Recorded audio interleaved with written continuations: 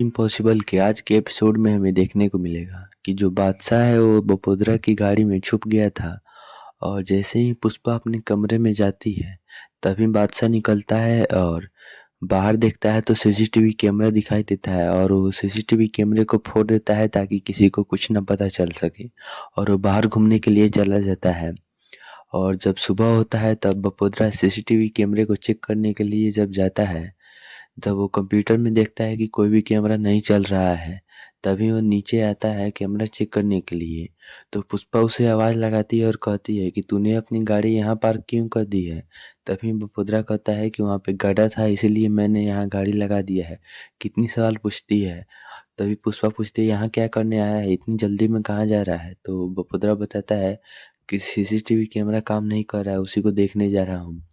तभी वो दोनों दौड़ कर जाकर देखते हैं तो सभी कैमरे को फोड़ दिया गया होता है। तभी बपुद्रा को डाउट होता है कि उन्हीं तीनों में से किसी ने फोड़ा होगा।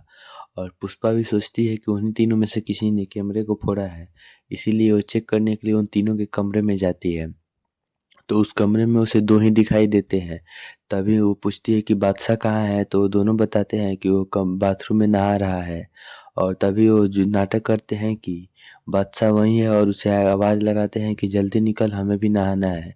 पुष्पा को भरोसा हो जाता है कि वो बादशाह अंदर ही है और वो बाहर चला आती है। वहीं दूसरी ओर हमें देखने को मिलता है कि जो दीप्ति है वो ऑफिस से घर लौट रही होती है। तो वो बादशाह को देखती है और सोचती है कि इन लोगों को तो बाहर घूमना अलाउड नहीं है, लेकिन ये घूम रहा है। और वो घर आकर पुष्पा को बताती है। तो और पुष्पा से पूछती है कि आपने तो कहा था कि उन तीनों को बाहर घूमना अलाउड नहीं है।